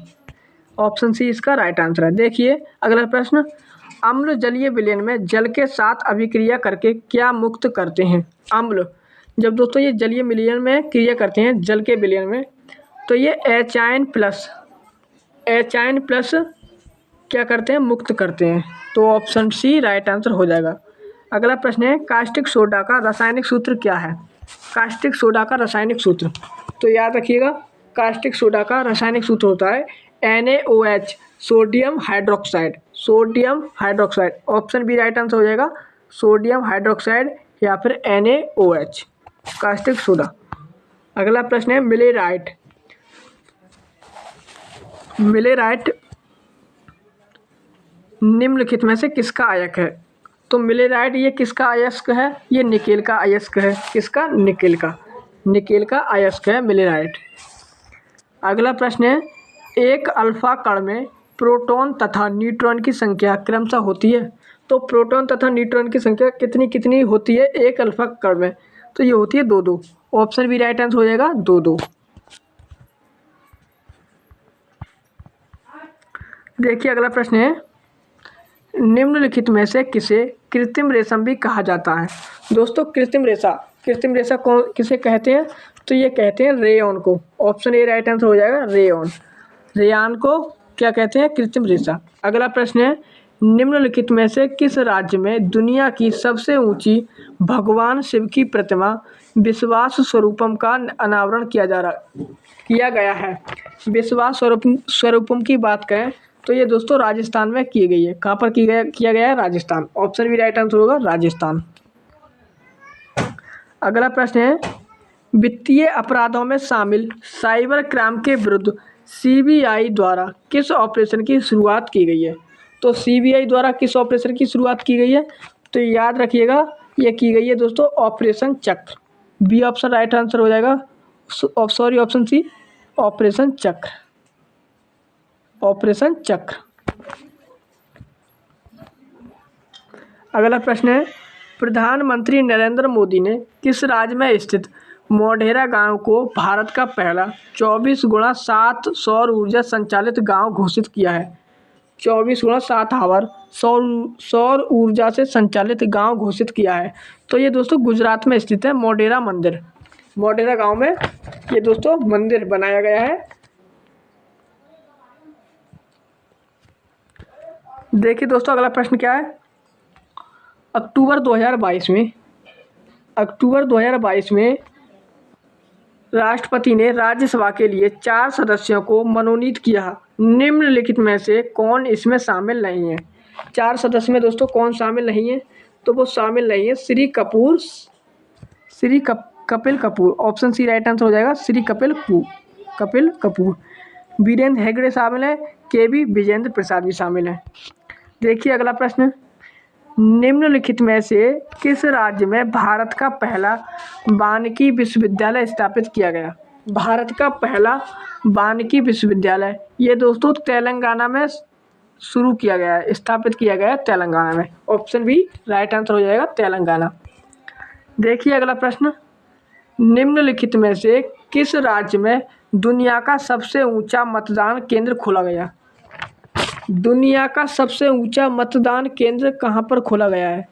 तो याद रखिएगा, यह खोला गया है हिमाचल प्रदेश के काशी गंगा में। दुनिया का सबसे ऊंचा मतदान केंद्र 15,256 फीट, 15,256 फीट कहाँ पर? हिमाचल प्रदेश में। तो ऑप्शन डी राइट आंसर हो जाएगा, उपयुक्त में से कोई नहीं। याद रखिएगा, हिमाचल प्रदेश में खोला गया है, काशी गंगा में। अगला प्रश्न है, हाल ही में किस राज्य में प्रधानमंत्री नरेंद्र मोदी ने विश्व के सबसे लंबे रेलवे प्लेटफॉर्म का उद्घाटन किया है? तो विश्व के सबसे लंबे रेलवे प्लेटफॉर्म का उद्घाटन किस राज्य में किया है? तो ये किया है कर्नाटक राज्य में। 1.5 किलोमीटर, कर्नाटक के हुबली में 1.5 किलोमीटर, 1.5 किलोमीटर किया है कर्नाटक के हुबली में। अगला प्रश्न है, हाल ही में आम आदमी पार्टी को भारत की राष्ट्रीय पार्टी का दर्जा दिया गया। इस पार्टी को किस राज्य में राज्य पार्टी का दर्जा प्राप्त है? तो ये दोस्तों दिल्ली में और पंजाब में, दिल्ली और पंजाब में इन्हें दर्जा प्राप्त है राज्य की पार्टी का। तब आंसर हो जाएगा ऑप्शन डी, उपयुक्त में से एक से अधिक। देखिए अगला प्रश्न है, चुनाव आयोग द्वारा किस राज्य में 90% से अधिक मतदान प्रतिशत हासिल करने के लिए मिशन 929 लॉन्च किया है? मिशन 929 लॉन्च किया है, ये किया है त्रिपुरा के लिए। किसके लिए? त्रिपुरा राज्य के लिए। देखिए दोस्तों अगले प्रश्न की ओर, गणतंत्र दिवस परेड 2023 के संबंध में निम्नलिखित में से कौन सा कथन सही नहीं है? गलत कथन पूछा हुआ है, रॉन्ग। देखिए पहला कथन,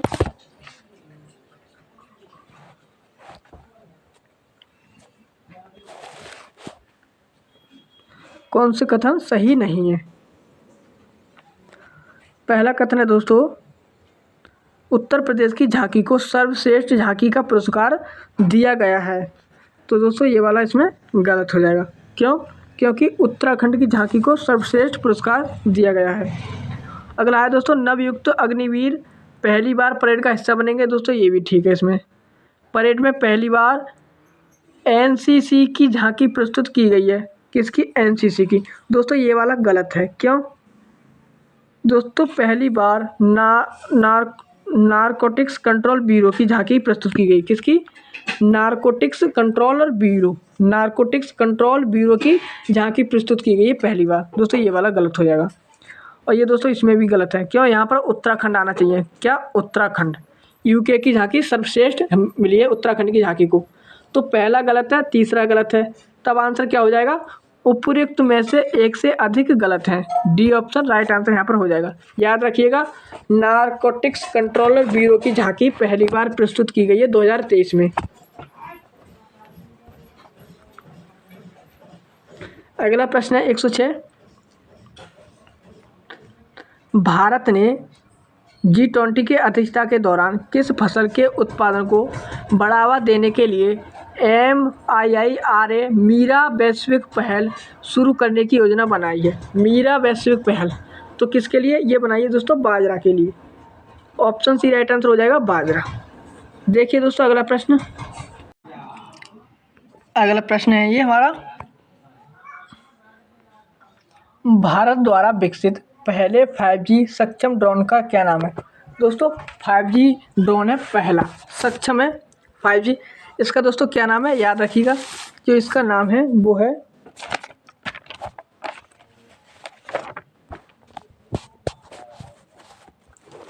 sky Hawk. Option B right answer हो जाएगा, स्काई हॉक। देखिए दोस्तों अगला प्रश्न है, दिसंबर 2022 में किस देश ने चांद की सतह पर पहला मिशन चंद्र रोवर राशिद को प्रक्षेपित किया है? तो दोस्तों वो कौन सा देश है जिसने 2022 में पहली बार? तो याद रखिएगा उस देश का नाम है संयुक्त अरब अमीरात या फिर UAE, संयुक्त अरब अमीरात, और जिसे हम UAE बोलते हैं। तो ऑप्शन डी राइट आंसर यहाँ पर हो जाएगा, इसमें से कोई नहीं। अगला प्रश्न है, फरवरी 2023 में 12वें विश्व हिंदी सम्मेलन का आयोजन किस देश में किया गया है? 12वें विश्व हिंदी सम्मेलन का आयोजन किस देश में किया गया है फरवरी 2023 में? तो याद रखिएगा ये किया गया है फिजी में, फिजी में किया गया है, Fiji. Option C right answer हो जाएगा, फिजी। देखिए अगला प्रश्न है, तुर्की सीरिया में आए भूकंप के बाद भारत सरकार द्वारा किस बचाव अभियान की शुरुआत की गई है? दोस्तों तुर्की और सीरिया में जो भूकंप आया है, भारत सरकार के सैनिक वहाँ पर वहाँ पर जाकर बचाव अभियान किया है, वहाँ के लोगों को बचाया है। तो दोस्तों वो ऑपरेशन का नाम क्या है? तो आप सभी को पता होगा, जो न्यूज़ में चर्चा में रहा था, ऑपरेशन दोस्त। ऑप्शन सी राइट आंसर हो जाएगा, ऑपरेशन दोस्त। अगला प्रश्न है दोस्तों, G20 शिखर सम्मेलन 2023 के संबंध में निम्नलिखित में से कौन सा कथन गलत है? सही कथन कौन सा कथन सही नहीं है? दोस्तों हमें गलत कथन बताना है इसमें।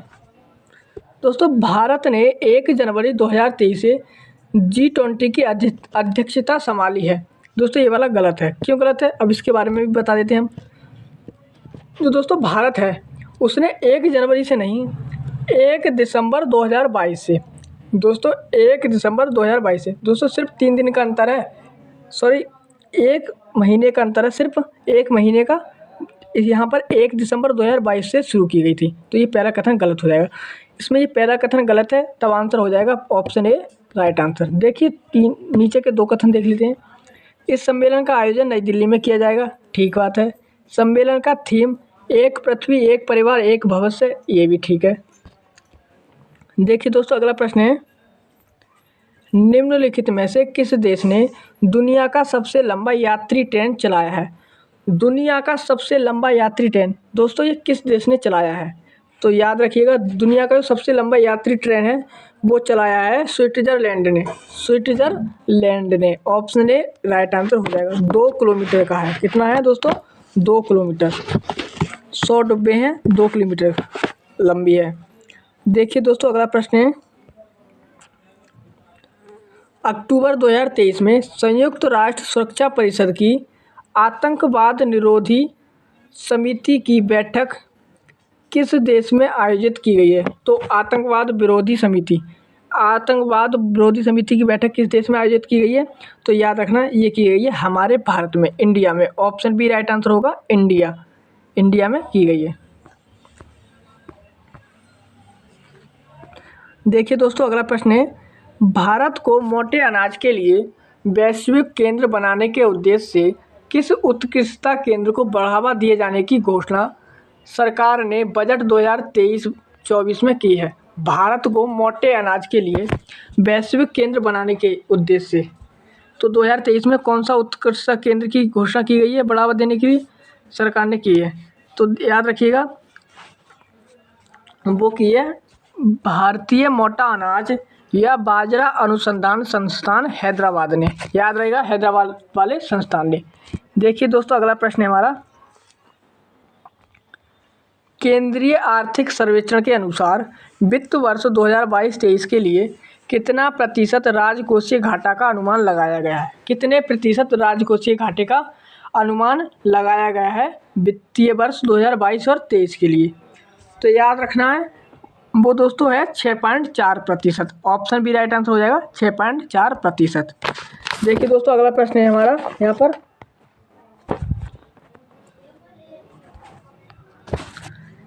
केंद्रीय आर्थिक सर्वेक्षण के अनुसार अप्रैल से सितंबर 2022 तक भारत में एफडीआई निवेश करने वाले शीर्ष देश कौन से हैं? दोस्तों, भारत में एफडीआई निवेश सबसे ज़्यादा किसने किया है अप्रैल से लेकर सितंबर 2022 तक? तो आप सभी को पता है, आपने करंट अफेयर में भी पढ़ा होगा, सिंगापुर से सबसे ज़्यादा आया है। तो सिंगापुर यहाँ पर 2 ऑप्शन में दे रखा है। पहला है दोस्तों सिंगापुर, उसके बाद मॉरिशस, फिर है यूएई संयुक्त अरब अमीरात। इस प्रकार ऑप्शन ए राइट आंसर हो जाएगा। इनका क्रम याद रखिएगा, सिंगापुर, मॉरिशस, यूएई। अगला प्रश्न है, निम्नलिखित में से किसे हिंदी भाषा के लिए साहित्य अकादमी पुरस्कार 2022 से सम्मानित किया गया है? 2022 से सम्मानित किया गया है। तो याद रखिएगा, ये किया गया है बद्री नारायण जी को। ऑप्शन बी राइट आंसर होगा, बद्री नारायण।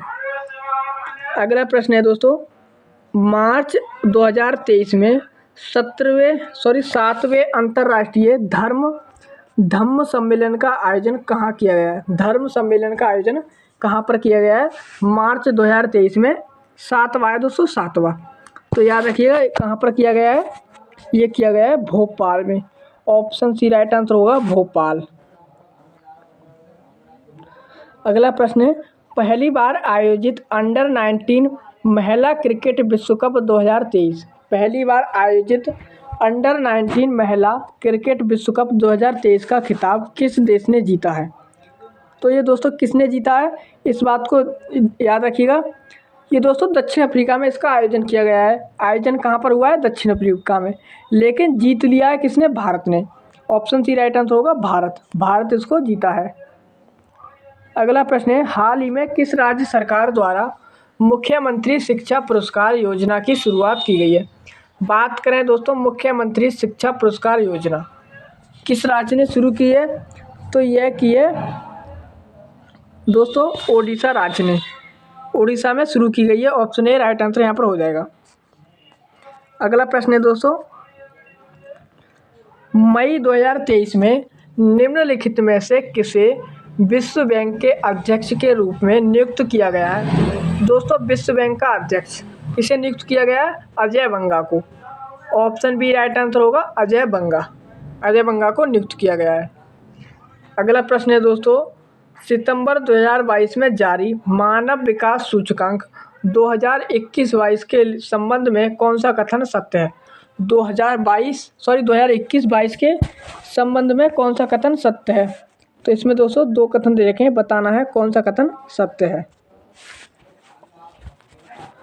पहला कथन है, इस सूचकांक में स्विट्जरलैंड को शीर्ष स्थान प्राप्त हुआ है, यानी कि स्विट्जरलैंड को पहला स्थान प्राप्त हुआ है, एकदम सही बात है। दूसरा है, मानव विकास सूचकांक 2020 में भारत का स्थान 129वां था, जबकि HDI ह्यूमन राइट्स 2021-22 में भारत को 132वां स्थान प्राप्त हुआ है। दोस्तों ये वाला गलत है। अब क्यों गलत है, ये इस बात को हम समझते हैं। दोस्तों बात करें इसकी मानव विकास सूचकांक या फिर HDI ह्यूमन डेवलपमेंट इंडेक्स, दोस्तों जो इसमें भारत का स्थान 2020 में रहा था ना, 2020 में वो था 31वां। कौन सा था? 131। अब ये दोस्तों 2021-22 में कौन सा था, वो था 132वां। 2021-22 में कितना था, 132वां। तो दोस्तों ये वाला इसलिए गलत है, यहाँ पर कितना आना चाहिए था, 131। चलिए दोस्तों आंसर हो जाएगा ऑप्शन ए, केवल एक सही है।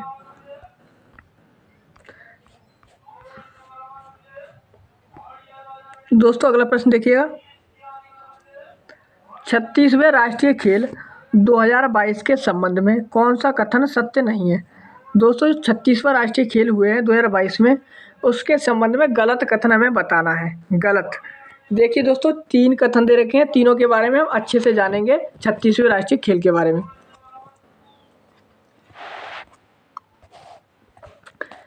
इसका आयोजन गुजरात में किया गया है, एकदम ठीक बात है। इसका आयोजन कहाँ पर हुआ है, गुजरात में। इसका शुभंकर सावज एक एशियाई शेर है, ये भी ठीक है दोस्तों, सावज है, सावज इसका शुभंकर है। 37वें राष्ट्रीय खेल का आयोजन मध्य प्रदेश में किया जाएगा। दोस्तों ये वाला गलत है, क्यों। इसका आयोजन दोस्तों गोवा में होगा 2023 में, इस वर्ष होगा गोवा में, 2023 में गोवा में होगा। कहाँ पर होगा, गोवा में। आंसर कौन सा हो जाएगा, option C option right answer होगा, गलत कथन। अगला प्रश्न है, बिहार विधानसभा में वित्त मंत्री विजय कुमार चौधरी द्वारा वर्ष 2022-23 का आर्थिक सर्वेक्षण पेश किया गया, इसके संबंध में कौन सा कथन सत्य है।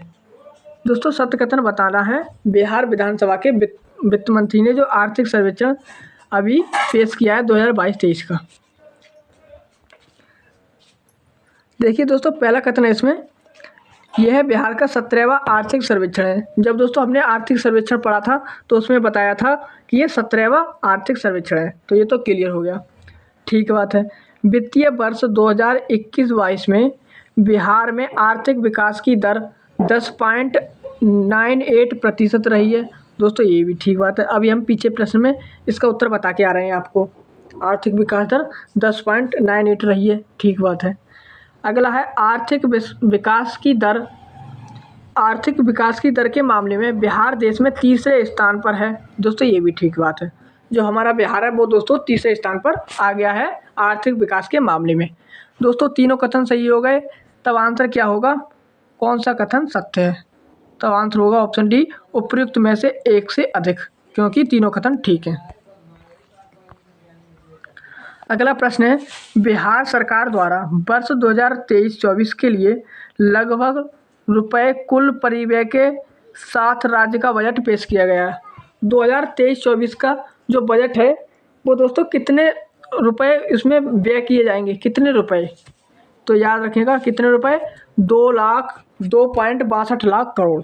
ऑप्शन ए राइट आंसर हो जाएगा, 2.62 लाख करोड़। अगला प्रश्न है, बिहार के प्रथम मुख्यमंत्री कौन थे। आप सभी को पता होगा बिहार के प्रथम मुख्यमंत्री कौन थे, ये प्रश्न हमने एक बार और डिस्कस किया था। तो वो कौन थे दोस्तों, वो थे मोहम्मद यूनिस। प्रथम मुख्यमंत्री कौन थे, तो वो थे मोहम्मद यूनिस। और ये दोस्तों कब चुने गए थे, ये चुने गए थे कब, 1937 में, दोस्तों 1937 में। और ये दोस्तों आपको यहाँ पर एक प्रश्न बताना है कमेंट बॉक्स में करके आंसर इसका, कि स्वतंत्र बिहार के प्रथम मुख्यमंत्री कौन थे, स्वतंत्र भारत के। ये तो दोस्तों 1937 के हो गए, मोहम्मद यूनुस। अगला प्रश्न है, बिहार विधानमंडल के संबंध में कौन सा सही नहीं है। दोस्तों बिहार की जो विधानमंडल है उसके संबंध में गलत कथन बताना है, इसमें से कौन सा गलत कथन है। देखिए विधानसभा में आरक्षित सीटों की कुल संख्या कितनी है, 40 है, एकदम ठीक बात है।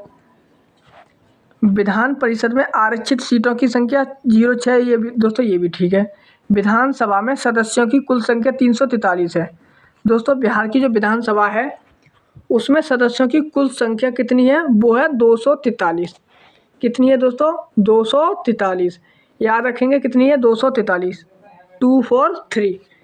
और दोस्तों विधान परिषद की बात करें तब वहाँ पर 75 हो जाएंगे, कितने हो जाएंगे, 75। तो ये वाला गलत हो जाएगा, ऑप्शन सी राइट आंसर हो जाएगा, 75। अगला प्रश्न है, देखिए बिहार पंचायती राज व्यवस्था के संबंध में सही सुमेलित नहीं है। दोस्तों इसमें से कौन सा सही सुमेलित नहीं है? गलत बताना है हमें, गलत। ये दोस्तों प्रतिनिधि और निर्वाचन विधि, गलत बताना है किसका किस निर्वाचन विधि से नहीं होता है। मुखिया का प्रत्यक्ष चुनाव होता है, एकदम ठीक बात है। सरपंच होते हैं उनका भी प्रत्यक्ष चुनाव होता है, दोस्तों ये भी ठीक बात है। जो मुखिया होते हैं उनके प्रत्यक्ष चुनाव, सरपंच का भी प्रत्यक्ष चुनाव। दोस्तों प्रमुख की बात करें दोस्तों, इनका चुनाव अप्रत्यक्ष रूप से होता है। कैसा होता है? अप्रत्यक्ष रूप से। कैसा होता है? अप्रत्यक्ष रूप से होता है। तो ऑप्शन सी राइट आंसर हो जाएगा। प्रमुख का चुनाव होता है प्रमुख का चुनाव होता है अप्रत्यक्ष रूप से। देखिए अगला प्रश्न है, बिहार विधानसभा के प्रथम चुनाव 1937 ईस्वी के बाद प्रोटेम स्पीकर नियुक्त हुए थे। 1937 में दोस्तों जो चुनाव हुए थे उसके बाद प्रोटेम स्पीकर नियुक्त किए गए थे। कौन थे प्रोटेम स्पीकर? तो याद रखिएगा कौन थे, वो थे doctor Sachchidanand Sinha. Option B right answer हो जाएगा, डॉक्टर सच्चिदानंद सिन्हा। देखिए दोस्तों अगला प्रश्न है, बिहार के राजकीय गीत को कब अपनाया गया था? जो दोस्तों बिहार का राजकीय गीत है उसे कब अपनाया गया था? इसे अपनाया गया था 2012 में। ऑप्शन ए राइट आंसर हो जाएगा 2012। देखिए दोस्तों अगला प्रश्न है, निम्नलिखित में से किस महाजनपद का विस्तार वर्तमान बिहार राज्य क्षेत्र में नहीं था? दोस्तों निम्नलिखित में से किस महाजनपद का विस्तार वर्तमान बिहार राज्य क्षेत्र में नहीं था? दोस्तों आप सभी को मैंने बताया था हिस्ट्री की क्लास में कि 16 महाजनपद हैं जिनका उल्लेख अंगुत्तर निकाय में किया गया है। कहाँ पर किया गया है? अंगुत्तर निकाय में। दोस्तों बिहार राज्य क्षेत्र में जो महाजनपद सम्मिलित थे 3 ऑप्शन में दे रखे हैं। दोस्तों कौन कौन से यहाँ पर शामिल नहीं थे? तो देखिएगा, मगध ये दोस्तों बिहार में था, अंग भी बिहार में था, बज्जी संघ भी बिहार में था। यानी कि ये तीनों दोस्तों बिहार में थे। जब ये तीनों बिहार में थे तो हमसे प्रश्न में पूछा है कौन सा नहीं था, तो इसमें से तो दोस्तों कोई सा भी नहीं है। तब आंसर हो जाएगा ऑप्शन डी, उपयुक्त में से कोई नहीं।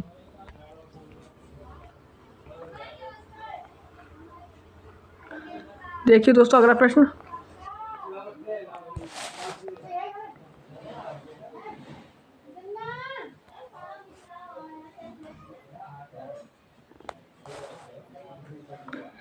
देखिए अगला प्रश्न है, राजगीर के जैन मंदिर। देखिए अगला प्रश्न है, राजगीर के जैन मंदिर में किस सल्तनत शासक द्वारा दान देने के प्रमाण मिले हैं? दोस्तों जो राजगीर का मंदिर था उसमें किसने दान दिया है? किस सल्तनत शासक ने दान दिया है? तो याद रखिए ये दिया है दान, किसने दिया है? ये दिए फिरोज शाह तुगलक ने। किसने दिए? ऑप्शन बी राइट आंसर हो जाएगा, फिरोज शाह तुगलक।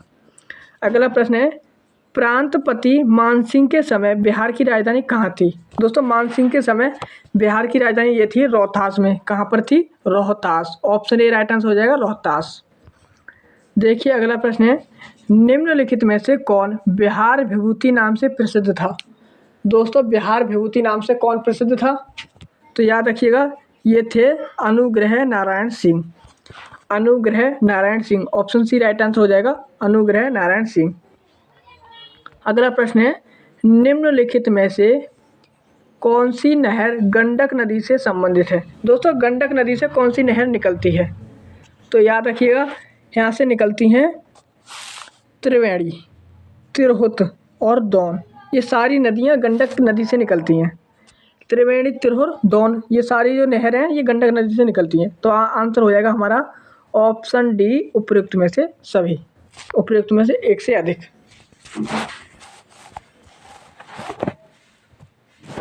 दोस्तों नहर की बात करें, ये चंपारण के वाल्मीकि नगर बांध से ये तीनों नहर सिंचाई के उद्देश्य से निर्मित की गई हैं। कहाँ पर? वाल्मीकि नगर, चंपारण में। अगला प्रश्न है, बिहार के प्रसिद्ध मलमास मेला का संबंध किस जिले से है? दोस्तों मलमास मेला का संबंध, इसका संबंध किस जिले से है? तो याद रखिएगा नालंदा जिले के राजगीर से। नालंदा जिले के राजगीर से संबंधित है। इस बिहार के प्रसिद्ध मलमास। तो ये दोस्तों ये नालंदा जिले के राजगीर से संबंधित है। बिहार के जो प्रसिद्ध मलमास मेला है, इसमें दोस्तों कहीं पर भी राजगीर का उल्लेख नहीं किया गया है। तब आंसर हो जाएगा उपयुक्त में से कोई नहीं, ऑप्शन डी राइट आंसर हो जाएगा। आपको मलमास मेला के बारे में याद रखना है, ये नालंदा जिले का जो नालंदा है उस राजगीर में होता है। देखिए फ्रेंड्स, अगला प्रश्न, निम्नलिखित में से कौन सी नदी उत्तर बिहार में नहीं प्रभावित होती है? प्रवाहित कौन सी नदी है जो उत्तर बिहार में नहीं बहती है? तो याद रखिएगा कौन सी नदी है जो उत्तर बिहार में नहीं बहती है, वो है अजय नदी। कौन सी है? ऑप्शन बी राइट आंसर हो जाएगा, अजय नदी। ये दोस्तों उत्तर बिहार में नहीं बहती है। मोची और महानदी ये दोस्तों बिहार के उत्तर में बहती हैं। अगला प्रश्न है दोस्तों, निम्नलिखित में से कौन सही सुमेलित नहीं है? दोस्तों कौन सा इसमें जो है वो गलत है, हमें गलत बताना है। देखिए दोस्तों इनके बारे में, तीनों के बारे में जानेंगे कौन सा गलत है। दोस्तों कौन सा गलत है? तो जो घोंगा झील है ये दोस्तों कटिहार में है। घोंगा झील कटिहार में। दोस्तों अनुपम झील की बात करें, अनुपम झील ये दोस्तों रोहतास में नहीं है। अनुपम झील कहाँ पर है? ये दोस्तों कैमूर में है। कैमूर में है दोस्तों, अनुपम झील कैमूर में है। कहाँ पर है? कैमूर, कैमूर में है। तो ये ऑप्शन भी यहाँ पर राइट आंसर हो जाएगा। अनुपम झील कैमूर से है। और ये दोस्तों सिमरी झील ये दोस्तों सहरसा में, ये भी ठीक है। आंसर इसमें हमारा ऑप्शन बी राइट हो जाएगा। अगला प्रश्न है, बिहार में रेलवे विद्युत इंजन कारखाना कहाँ स्थापित है? जो दोस्तों बिहार में रेलवे का इंजन बनता है बिजली वाला, वो कारखाना कहाँ पर स्थित है? तो ये कारखाना स्थित है दोस्तों मधेपुरा में। कहाँ पर है? मधेपुरा में। ऑप्शन बी राइट आंसर हो जाएगा, मधेपुरा। देखिए दोस्तों अगला प्रश्न है, बिहार में सर्वाधिक जनसंख्या घनत्व वाले 3 जिले क्रमशः हैं। दोस्तों आप सभी को पता होगा कि बिहार में जनसंख्या घनत्व सबसे ज़्यादा किन जिले में है? 3 जिले पूछे हुए हैं सबसे ज़्यादा जनसंख्या वाले। तो दोस्तों एक तो है शिवहर, पहला है शिवहर, दूसरा पटना, तीसरा Darbhanga. Sheohar, Patna, Darbhanga. Option A right answer हो जाएगा, शिवहर, पटना, दरभंगा। याद रहेंगे आपको इन तीनों का क्रम। दोस्तों यहाँ से ये मैथ के क्वेश्चन शुरू हो जाते हैं। देखिए पहला प्रश्न है, दी गई श्रृंखला में समान पैटर्न का अनुसरण करते हुए लुप्त संख्या ज्ञात कीजिए। दोस्तों लुप्त संख्या बतानी है। प्रश्न काफ़ी सरल है। ये दोस्तों हमारा 2, 4, 9, 25, 49, 169। यहाँ पर दोस्तों क्या आएगा? देखिए ये दोस्तों 2 का वर्ग है, ये दोस्तों 2 का वर्ग, फिर ये 3 का वर्ग, फिर ये 5 का वर्ग, फिर ये 7 का वर्ग, और यहाँ पर है ये 11 का वर्ग। यानी कि 2, 3, 5, 7 अभाज्य संख्या का ही श्रृंखला है हमारी। एक ऐसी श्रृंखला चल रही है अभाज्य संख्या की। तो 2 के बाद 3 ये भी अभाज्य है, और 5 भी अभाज्य संख्या है, और 7 भी अभाज्य संख्या है। 7 के बाद जो अभाज्य संख्या आएगी वो आएगी 11। कौन सी संख्या आएगी? 11। तो 11 का वर्ग कौन सा है? 11 का वर्ग है 121। ऑप्शन भी राइट आंसर हो जाएगा, 121। 121 कैसी संख्या है? दोस्तों 11 का वर्ग है, और 11 कैसी संख्या है? ये दोस्तों अभाज्य है। तो ऑप्शन भी राइट आंसर हो जाएगा, 121। देखिए दिए गए विकल्पों में से लुप्त संख्या को चुनिए। 142 प्रश्न है, लुप्त संख्या हमें बतानी है दोस्तों। इसमें हमें लुप्त संख्या बतानी है दोस्तों, लुप्त संख्या बतानी है। यहाँ पर दोस्तों क्या आएगा? 12 आएगा। यहाँ पर कितना आएगा? 12। देखिए दोस्तों 12 नेमा 108, और 108 और 9 117 हुए। जैसे देखिए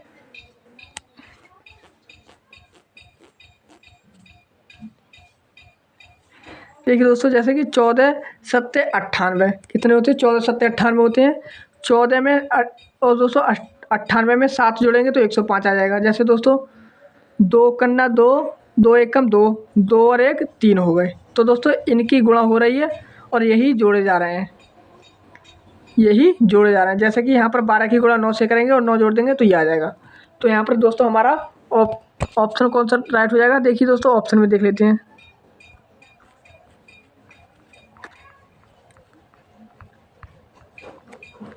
ऑप्शन सी राइट आंसर हो जाएगा, ऑप्शन ए 12 है। देखिए दोस्तों अगला प्रश्न है, 12 मीटर लंबे तार को इस प्रकार दो भागों में विभक्त किया गया है कि एक भाग की लंबाई दूसरे भाग की लंबाई का 2/3 है, 3 गुनी है। लंबे टुकड़े की लंबाई कितनी होगी? दोस्तों 20 मीटर है। कितना है दोस्तों? 20 मीटर लंबे भाग। तो यहाँ पर इसकी मीटर दोस्तों मैं इसका आपको आंसर बता देता हूँ पहले। इसका आंसर क्या होगा? 121। सॉरी, इसका जो आंसर होगा वो होगा दोस्तों, इसका जो आंसर है वो होगा उपयुक्त में से कोई नहीं। ऑप्शन डी यहाँ पर राइट आंसर हो जाएगा कि इसमें से तो कोई नहीं है। तो इसका आंसर क्या आएगा दोस्तों? जो इसका आंसर आएगा वो आएगा दोस्तों 20 मीटर लंबे तार को इस प्रकार दो भागों में विभक्त किया गया है कि एक भाग की लंबाई दूसरे भाग की लंबाई का 2/3 गुना है। दोस्तों ये प्रश्न काफ़ी लंबा है। मैं यहाँ पर आपको बताऊँगा तो क्लास हमारी पहले से ही काफ़ी लंबी हो चुकी है, तो आपको इसकी जो PDF मिलेगी वहाँ पर इसका हल मिल जाएगा, उसमें जाकर देख लीजिएगा। चलिए दोस्तों अगले प्रश्न को देख लेते हैं। ए और बी की आय का योग सी और डी की आय के योग से अधिक है। ए और सी की आय का योग बी और डी की आय के योग के बराबर है। यदि ए की आय बी और डी की आय के योग की से आधी हो तो किसकी आय अधिकतम है? दोस्तों यहाँ पर किसकी आय अधिकतम होगी? आपको ये प्रश्न भी नहीं आया होगा समझ में, तो यहाँ पर जो आय होगी वो होगी दोस्तों, किसकी आय अधिकतम होगी? बी की। तो ऑप्शन सी राइट आंसर हो जाएगा, सी। देखिए दोस्तों अगला प्रश्न है। एक परिवार में 6 सदस्य A B C D E तथा एफ हैं। ए और बी एक विवाहित जोड़े हैं।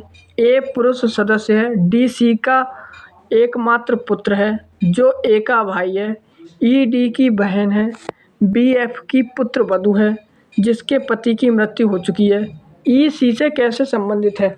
तब दोस्तों आप इस प्रश्न को भी घर जाकर करिएगा, ये आपका होमवर्क रहेगा। मैं इसका आपको आंसर बता देता हूँ। वो है दोस्तों, यह है बेटी है। ई सी से कैसे संबंधित है? तो ई सी की बेटी है। तो ऑप्शन ए राइट आंसर यहाँ पर हो जाएगा। स्क्रीनशॉट ले लीजिएगा इसका और घर जाकर हल कीजिएगा।